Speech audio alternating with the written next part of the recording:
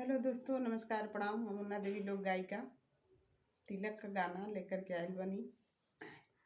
बीतल जाल रतिया सोहानी हो, बीतल जाल रतिया सोहानी, तिल कहरू रे कहाँ छुपल बानी।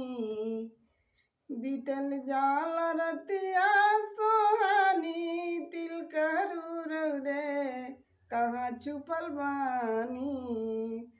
थारवा चढ़ाई रे थाली चढ़ाई, थारवा चढ़ाई रे थाली चढ़ाई। कुकर बगल में न छुपाई हो, कुकर बगल में न छुपाई, तिल कहरू रे कहाँ छुपल बानी। बीतल जाल रतिया सोहानी, तिल कहरू रे कहाँ छुपल बानी। सटवा चढ़ाई रे पायंट चढ़ाई, सटवा चढ़ाई रे पायंट चढ़ाई। तौली बगल में न छुपाई हो, तौली बगल में न छुपाई, तिल कहरू रे कहाँ छुपल बानी। बीतल जाल रतिया सोहानी, तिल कहरू रे कहाँ छुपल बानी।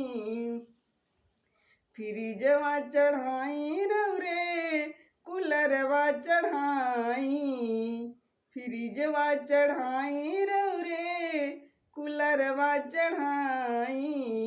वाशिंग बगल में न छुपाई हो, वाशिंग बगल में न छुपाई, तिल कहरू रे कहाँ छुपल बानी। बीतल जाल रतिया सोहानी, तिल कहरू रे कहाँ छुपल बानी।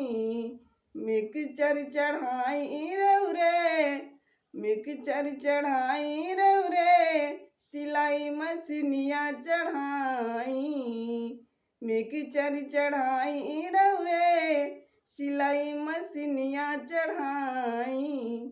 पंखा बगल में न छुपाई हो, पंखा बगल में न छुपाई, तिल कहरू रे कहाँ छुपल बानी।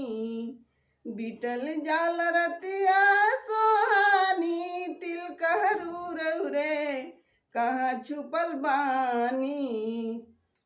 बाय।